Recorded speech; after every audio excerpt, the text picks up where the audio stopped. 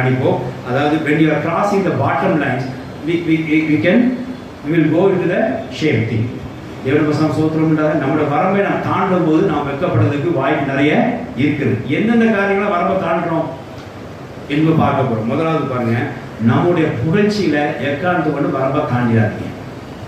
உங்களை யாராவது போனா சரி, நீங்க உங்களுக்கு போனா சரி, வரம்பு செஞ்சாதீங்க, தாண்டிடாதீங்க. உடனே என்ன செஞ்சுருவாங்க, வெட்கப்பட்டு போய் யாராவது சொல்லுவாங்க ஒரு ரொம்ப ஞானவங்க, ரொம்ப ஸ்கில்லுங்க, சின்ன வயசுல அப்படின்னா உடனே நமக்கு அப்படியே வானத்தில் பறக்க மாதிரி அப்படியே ரெக்க கட்டி பறக்கும். என்ன நம்ம சொல்லிட்டோம், அடுத்த நிமிஷம் என்ன செய்யணும், அடுத்த ரிசல்ட் இருந்து அடுத்தது வெட்கப்பட போகணும்னு அர்த்தம். அப்போ சொல்லக்கூடாது தேவன் ஒரு நாள் வெட்கப்பட்டு போகுது, அவர் தானே சொன்னார், அதனால தான் நான் வந்து இப்படி வானத்தில் இப்படி பறக்கிற கணக்காண்டேன் அப்படிலாம் பேசக்கூடாது. அந்த கர்த்தருடைய வசனம் நான் வெட்கப்பட்டு போவதில்லை, எப்படி வேலை செய்யணும் பின்னாடி பார்ப்போம் பாருங்க. முதல்ல எப்படி வெட்கப்பட்டு போறேன்னு பார்ப்போம். அப்புறம் நான் என் ஜனங்களை ஒருபோதும் வெட்கப்பட்டு போவதில்லை வாக்குத்தத்தம் எப்போ நிறைவேறுகிறது